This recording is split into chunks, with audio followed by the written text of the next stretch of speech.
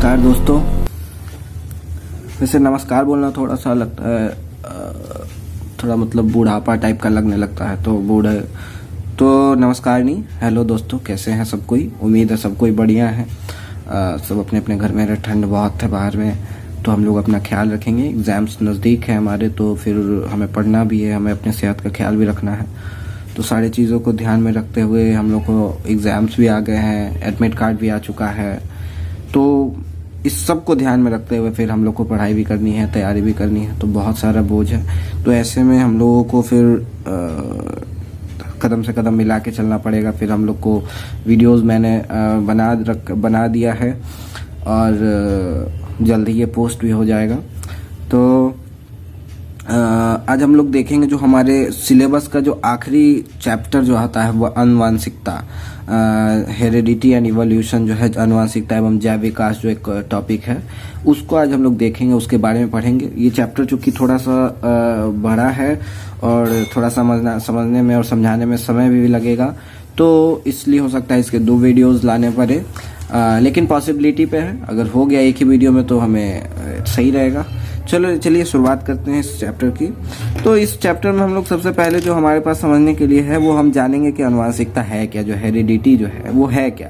तो हम लोग इसमें देखेंगे होता क्या है कि माता पिता एवं अन्य पूर्वजों के गुण जो होते हैं वो संतानों में अवतरित होते हैं, उसे आनुवंशिकता कहते हैं। ठीक है, इसका क्या मतलब हुआ? इसका मतलब ये हुआ कि जो अगर मान के चलो, मैंने पिछले वीडियो में भी पिछले जो पढ़ाया था लैंगिक जनन, उसमें भी बताया था कि जैसे अगर पिता लंबे हैं तो हो सकता है बच्चा जो हो वो भी लंबा हो। अगर माता जो है बच्चे की, वो उसका हाइट कम है, लंबी कम है, तो बच्चे के भी हाइट कम हो सकते हैं।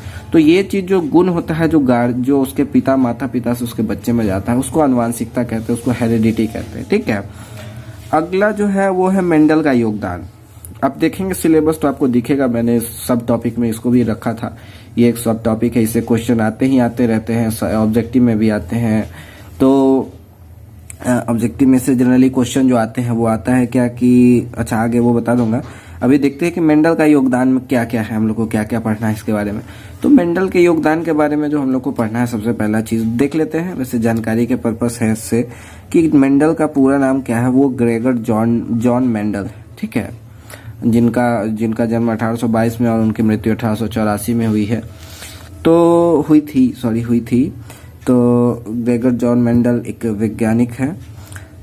तो इन्होंने क्या किया है, इन्होंने मेंडल ने मटर के पौधे के अनेक लक्षणों का अध्ययन किया। अनेक लक्षणों का मतलब होता है कि जैसे उसके हाइट के बारे में जाना कि हाइट लंबा है, नाटा है, उसके फूल के रंग के बारे में जाना कि बैगनी है, उजला है, उसके मटर के दाने के बारे में जाना कि मटर का दाना जो होता है वो गोल है कि झुर्रीदार है। ये लिखा है यहाँ पे, गोल झुर्रीदार बीज है, लंबे बौने पौधे, सफेद बैगनी फूल। इन सब चीज़ के बारे में उन्होंने अध्ययन किया कि क्या होता है जब जो होता है कि लंबे पौधे जब क्रॉस करते हैं, जब लंबे पौधे और बौने पौधों के बीच में किया जाता है क्रॉस जो होता है, तो क्या होता है, ये उन्होंने किया है।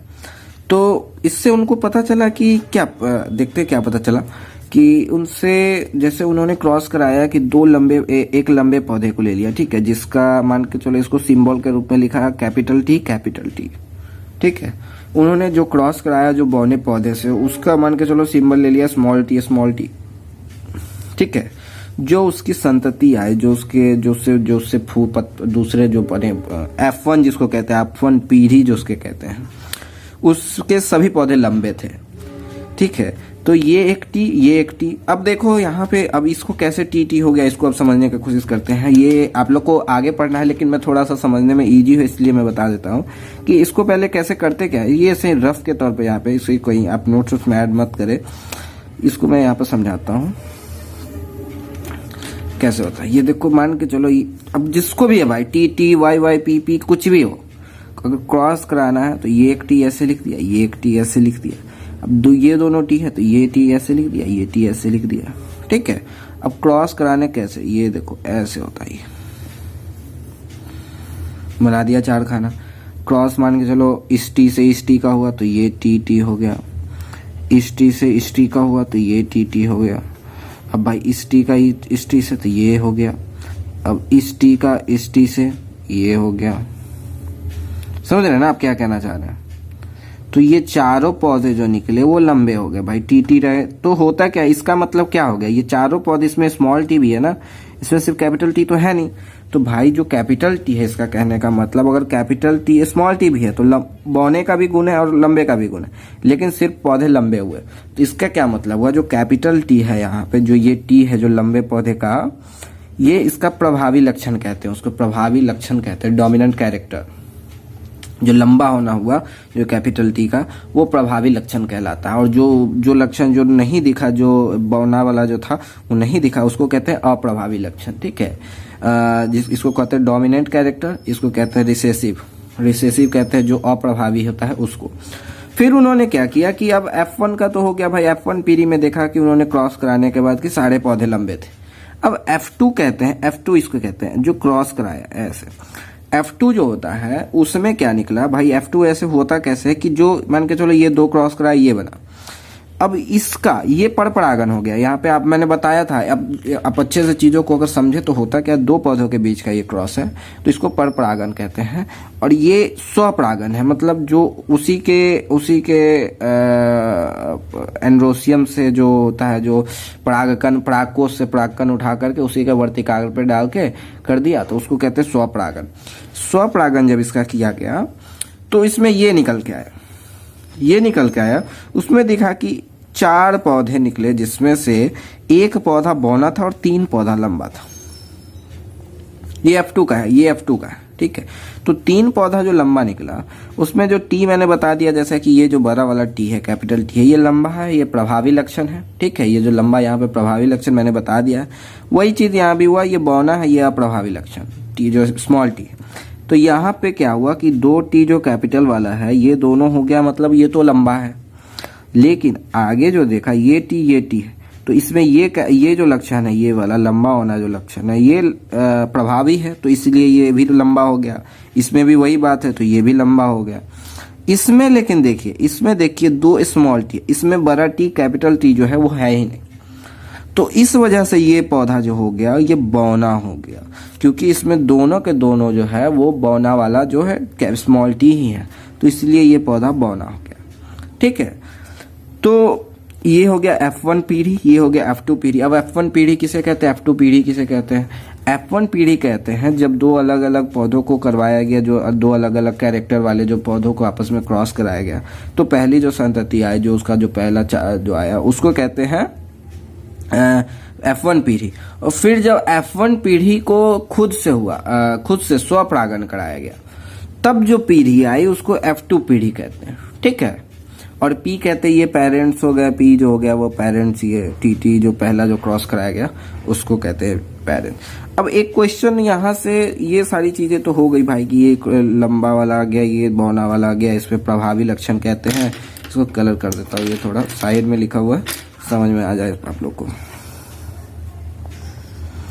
ये प्रभावी लक्षण है, ठीक है, और ये अप्रभावी लक्षण है।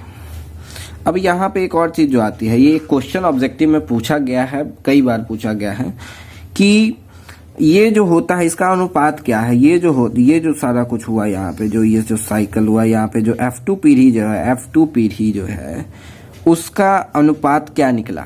तो यहाँ पे हम क्या देख रहे हैं, यहाँ पे हम लोग को देखा जाए तो यहाँ पे 2 अनुपात हो रहा है। अगर फिनोटाइपिक रेशियो देखा जाए, फिनोटाइपिक का मतलब जो सिर्फ फिजिकल गुणों को देखा जाए, तो अगर तीनों लंबा है एक बौना है, तो यहाँ देखा जाए तो 3:1 हो गया, रेशियो हो गया ना भाई।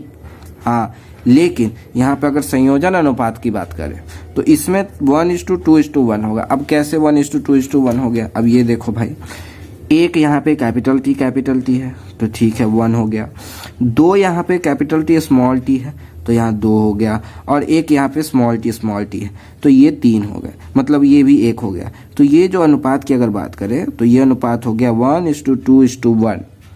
इसको याद रखना है, ये क्वेश्चन ऑब्जेक्टिव में हर साल तो नहीं लेकिन बहुत बार पूछा जा चुका है, इसे आप ध्यान रखें कि क्या अनुपात आता है। ठीक है, और दूसरा एक क्वेश्चन जो आता रहता है कि मेंडल ने किस पौधे पर ये अपना अध्ययन किया था, तो ये मटर का पौधा, इसको भी यहाँ पे कलर कर देते हैं। ठीक है, मुंह दुख जाता है यार, कभी प्रैक्टिस नहीं है पढ़ाने का। हाँ, तो मटर यहाँ पे है, मटर के पौधे पे उन्होंने किया था। और दूसरा कि प्रभावी लक्षण, और प्रभावी लक्षण आप लोगों ने जान ही लिया क्या है। फिर यहाँ पे हम लोगों ने जाना कि जो रेशियो के बारे में हम लोगों ने जाना कि संयोजन अनुपात क्या है, एक इसमें कैसे कैसे 1:2:1 आया, ठीक है ना। इसमें एक और चीज मैं जानकारी के लिए बता दूं कि जो ये गुण जो होता है कि गोल है, झुर्रीदार है, लंबे है, बौने हैं, सफेद है, ये जो गुण है इसको कहते हैं ट्रेट, TRAITS। ये यहाँ पे मैं लिख देता हूँ, ये ट्रेट्स है, यहाँ पे लिख दिया मैंने, ठीक है। इसको गुण कहते हैं, वो जो गुण को देखा जाता है इंग्लिश में उसे गुण कहते हैं, जो बच्चे इंग्लिश के उनके लिए, ठीक है। अब एक और आगे बढ़ते हैं हम, आगे बढ़ते हैं कि अब DNA जो होता है कि ठीक है, DNA के बारे में तो पता ही होगा, DNA का फुल फॉर्म क्या होता है। क्वेश्चन भी ऑब्जेक्टिव में आ चुका है पहले भी, तो ऑब्जेक्टिव में आ चुका है या फिर 2 नंबर वाले में आया था, मैं ऐसा श्योर नहीं हूं, लेकिन ये पूछा हुआ क्वेश्चन है कि DNA का फुल फॉर्म क्या होता है। तो DNA का फुल फॉर्म क्या होता है, डीऑक्सी राइबो न्यूक्लिक एसिड, ठीक है, ये होता है DNA का फुल फॉर्म। अब इसमें क्या है कि DNA का वह भाग जिसमें किसी प्रोटीन संश्लेषण के लिए सूचना होता है। DNA का स्ट्रक्चर आप लोग को पता नहीं होगा। DNA का स्ट्रक्चर ऐसे होता है, ये ऐसे ऐसे हर एक केमिकल, ऐसे ऐसे केमिकल जो 6 होते हैं शायद, ऐसे करके होता है, आप लोगों ने शायद देखा होगा।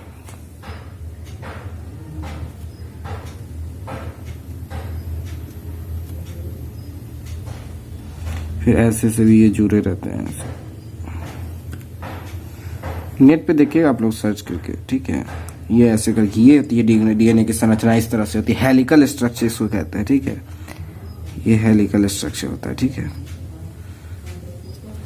तो इस DNA का वह भाग जो DNA, इस पूरा DNA इतनी बड़ी संरचना होती है कि जिसे कितना हजार बुक भी लिखा जाए अगर DNA के एक कैरेक्टर के बारे में, तो आप नहीं लिख पाएंगे, उतना ज्यादा उसमें स्टोर रहता है इन्फॉर्मेशन। तो सोचिए उसकी इसका साइज कितना बड़ा होगा।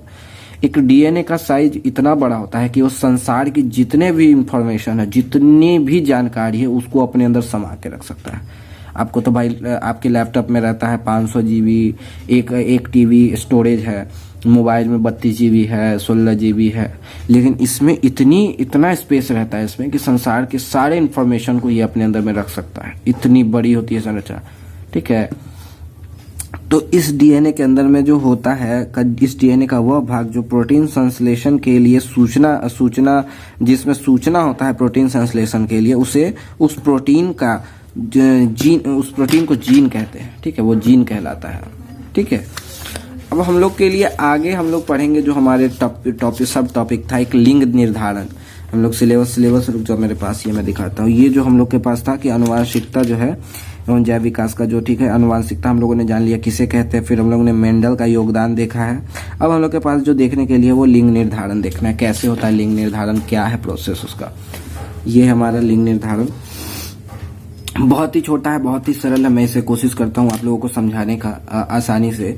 इसमें भी जैसे मैंने यहाँ बताया है, ये वाला जो है, कहीं भी अगर 2 कैरेक्टर दे दे तो दोनों में यही करना है भाई एकदम से। तो इसमें भी देखो वही है। अब होता क्या है कि जो फीमेल जो होती है, जो महिला वर्ग होती है, उसमें जो होता है, उसमें उसके जो क्रोमोजोम होते हैं उसमें XX होते हैं, सेक्स क्रोमोजोम जो कहते हैं। टोटल होते हैं ना 23 पेयर यहाँ क्रोमोजोम है, ठीक है, जिसमें से 22 जो होते हैं वो ऑटोजोम होते हैं। अब उसका हिंदी मुझे शायद अभी नहीं याद आ रहा है, नहीं याद क्या आ रहा है मुझे अभी पता ही नहीं है। ऑटोसोम है। और एक पेयर जो होते हैं, एक पेयर, ठीक है, एक पेयर में 2 होते हैं, वो सेक्स क्रोमोजोम होते हैं, ठीक है, ठीक है। अब है कि तो महिलाओं फीमेल में जो होता है वो XX होता है, और जो लड़कों में होता है, जो मेन में होता है, वो XY होता है, मेल में। अब होता क्या है, कैसे होता है, मान के चलो ले लिया यहाँ से फीमेल का एक XX ले लिया और मेल का XY ले लिया, ठीक है। अब क्रॉस कराना है भाई, क्रॉस ऐसे ही होता ही है। आप लोग कोई भी दे दे, आगे आप लोग को जेनेटिक्स पढ़ना है, उसमें इसके बारे में है, तो वहाँ पे इसको भी कुछ कहते हैं, इसका नाम नहीं मुझे याद है। तो तो इसमें क्रॉस कैसे हुआ? अब भाई देखो एक एक्स इसका फीमेल का और एक एक्स मेल का, तो मिला, तो यहाँ क्या बना एक्स एक्स, ठीक है। फिर एक एक्स यहाँ पे, एक एक्स यहाँ फीमेल का और एक एक्स मेल का, फिर यहाँ पे एक्स एक्स, इसमें एक्स वाई, इसमें एक्स यहाँ वाई, तो एक्स वाई। समझ में आ रहा है ना आपको? तो 4 मान के चलो, एक लड़का और लड़की मिले तो जिनसे 4 बच्चे हुए, ठीक है। 4 बच्चे जो हुए उसमें 2 लड़का 2 लड़की। तो आपको तो ये पता है ना कि भाई लड़कों में XY क्रोमोसोम होता है, लड़कियों में XX। तो लड़कों में जो XY क्रोमोसोम है, तो यहाँ पे देखो भाई 4 हुए, तो जिसमें से 4 जो है उसमें से 2 लड़के और 2 लड़कियां, XX लड़कियां और XY लड़के। तो अब जो लोग कहते हैं कि भाई जो सेक्स डिटर्मिनेशन, जो बच्चों का जो लिंग निर्धारण होता है वो माँ की वजह से होता है, बिल्कुल नहीं, ये लड़कों की वजह से होता है। अगर लड़कों में से X क्रोमोसोम गया लड़कियों में अगर, तो वहां पे लड़की ही पैदा होगी, क्योंकि लड़की के पास तो सिर्फ XX होता है ना, 2 यहाँ पे क्रोमोसोम जो है XX महिलाओं में जो वही होता है, ठीक है। लेकिन पुरुषों में जो होता है वो XY होता है। अगर लड़कों में से Y क्रोमोसोम गया है, अगर Y क्रोमोसोम यहाँ पे आया है, तो Y क्रोमोसोम लड़कों का और X क्रोमोसोम लड़कियों का, तो मिलके यहाँ पे बना दिए भाई, ये हो गया मेल, ये हो गया फीमेल।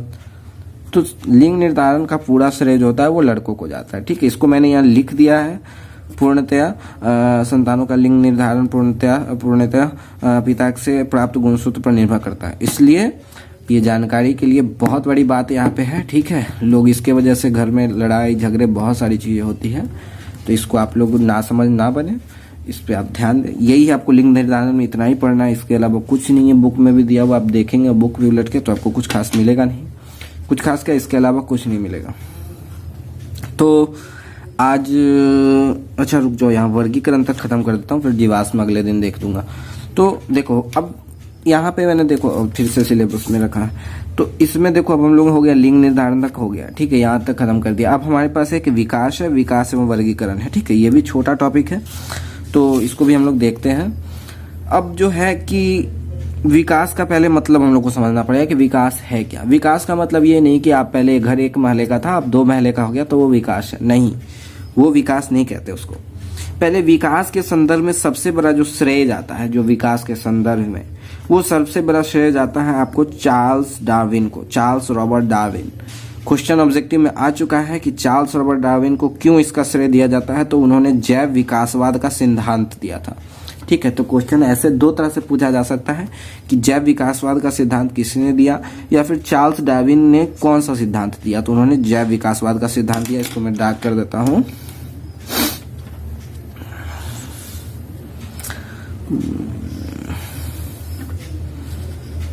ये ठीक है, तो ये 2 चीज है।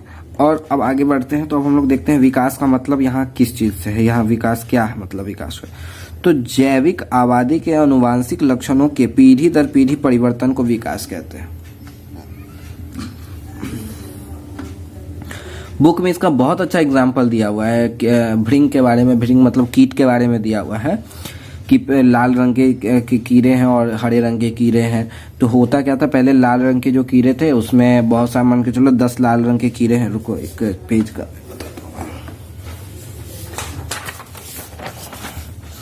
मान के चलो 10 लाल रंग के कीड़े हैं, ठीक है। ये 5-6 जो भी बना दिया, ये लाल रंग के, ठीक है, ये सारे के सारे लाल रंग के। अब ये लाल रंग के जो कीड़े ये पत्ते पर बैठेंगे तो ये तो दिखाई देंगे, ऊपर से कौवा आ जाता था, इनको खा जाता था। तो बार बार तो इनसे इनकी संख्या घटती जा रही थी। तो इसी लाल रंग में से एक बार हुआ कि ऐसे ही इसमें से एक हरा रंग का हो गया भाई, हरा रंग के कीड़े इसमें से निकल गया। अब वो हरा रंग अलग अपना प्रजनन करके उससे जो 10 बच्चे पैदा हुए तो सब के सब हरे हरे। तो वो जो हरे रंग के जो थे 10 बच्चे, वो हरे रंग के बच्चे जो थे उनको कौवा उनको देख ही नहीं पाता था, क्योंकि वो हरे पत्ते पे रहते थे और हरे पत्ते पे हरे कीड़े दिखाई नहीं देते थे कौवे को। तो इस तरह से उन्होंने अपना संरक्षण किया। तो इस तरह का जो परिवर्तन होता है संसार में हमेशा से चलता आया है। पहले अब जिस तरह जैसे कैसे इसका एग्जाम्पल याद मुझे नहीं आ रहा है अभी, लेकिन इसी तरह के बदलाव से लोग इंसान अपना संरक्षण करते रहते हैं। अब जैसे अपने कोरोना को ही ले लो, अभी कोरोना होता क्या है कि अभी जैसे कोरोना है भाई, कोरोना से बहुत लोग की बहुत क्षति हुई है, बहुत भारी क्षति हुई है। अब कोरोना की वजह से मान के चलो अभी वैक्सीन बन गया, अब वैक्सीन बन गया, लोगों को वैक्सीन पड़ जाएगा तो कोरोना खत्म हो जाएगा। तो कोरोना अब दोबारा आ नहीं सकता है, फिर दोबारा नहीं आएगा ये कभी। अगर आएगा भी तो हमारे पास वैक्सीन, हम लोग खा लेंगे, दवा ले लेंगे अगर वैक्सीन, तो ये कोरोना फिर आ नहीं सकता। अब कोरोना एक नया फॉर्म बन के आएगा, फिर जब कभी आना होगा तो कोरोना में भी बदलाव सुनते रहते हैं हम लोग कि कोरोना में बदलाव हो गया, ये हो गया, वो हो गया। तो वो जो नया वैरायटी आएगा, जो नया मार्केट में आएगा, फिर लॉन्च होगा, वो उससे फिर बीमारी कॉज होगा, फिर उससे भी वैक्सीन बनेगा, तो फिर वो भी चला जाएगा। तो ये जो एक प्रक्रिया है ये चलते रहता है, ठीक है। वही चीज यहाँ पे लिखा हुआ है कि विकास जैविक आबादी के आनुवांशिक लक्षणों के पीढ़ी दर पीढ़ी जो परिवर्तनों को विकास कहते हैं, ठीक है। आगे हम लोग देखते हैं इसमें का सबसे महत्वपूर्ण विकास के अंदर का जो सबसे अच्छा टॉपिक इसके अंदर का था वर्गीकरण जो है। वर्गीकरण क्या है? बाह्य आकृति अथवा व्यवहार का वितरण अभिलक्षण कहलाता। अभिलक्षण सबसे पहले जानना जरूरी था, क्योंकि समजात अंगों की बात करेंगे तो उसमें अभिलक्षण पे चर्चा है कि वर्गीकरण के अंतर्गत होता है कि डिवाइड कैसे कैसे किया गया है, किस किस बेसिस पे किया जाता है। तो इसमें हम लोग देखेंगे सबसे पहले कि समजात अंग है क्या, क्योंकि पूछा हुआ क्वेश्चन है समजात अंग और समरूप अंग क्या है, इनके बारे में लिखे। तो समजात अंग वैसे अंग हैं जो उत्पत्ति तथा संरचना में समान हो, ठीक है, जिनकी उत्पत्ति और संरचना एक जैसी हो लेकिन दोनों के कार्य भिन्न हो, ठीक है। अब जैसे हमारे जो अगले दो पैर हैं, अगले जो दो हाथ हैं, वो पहले पैर हुआ करते थे। बंदरों में देखा जाए तो वो अभी भी चलने में मददगार सहायक है। तो वो दोनों समजात अंग है, उनकी उत्पत्ति समान है, संरचना भी समान है, लेकिन वो चलने उसका उपयोग चलने में करते हैं और हम लोग हाथ से अलग अलग कार्य करते रहते हैं। तो ये उस तरह का एग्जाम्पल नहीं है जिसको हम लोग बुक में क्वेश्चन में इसका आंसर में दे सकते हैं। तो इसके लिए हो सकता है मेढक के अग्रपाद तथा पक्षी के पंख। तो पक्षी के पंख होते हैं वो उड़ने में सहायता करते हैं और मेढक का जो अग्रपाद है वो इसको उछलने में सहायता करता है, ठीक है। दोनों के कार्य भिन्न है, लेकिन दोनों की जो उत्पत्ति और संरचना है वो एक समान। उत्पत्ति मतलब कि जैसे उसकी जहाँ से उसका ओरिजिन हुआ है वो समान है, और उसकी संरचना समान है इसलिए क्योंकि मेंढक भले उस चीज़ का जो यूज़ करे, लेकिन उसका स्ट्रक्चर जो होता है, बनावट बुक में देखेंगे तो आपको बहुत क्लियर समझ में आएगा। तो उस तरह से यहाँ पे ये दोनों समान है, ठीक है। अगला हो जाता है समरूप अंग। अब वे अंग जो समान कार्य करते हैं, दोनों का कार्य समान है लेकिन दोनों देखने में भी समान होते हैं, लेकिन उनकी उत्पत्ति और संरचना भिन्न है। जैसे देख लो कीट के पंख और पक्षी के पंख, भाई तुम तो कहोगे दोनों के पंख हैं, दोनों है, लेकिन दोनों की संरचना समान है, लेकिन दोनों की संरचना भिन्न है। कार्य समान है, सिर्फ दोनों की संरचना भिन्न है, दोनों की उत्पत्ति भिन्न है। तो ऐसे अंग को समरूप अंग कहते हैं, ठीक है।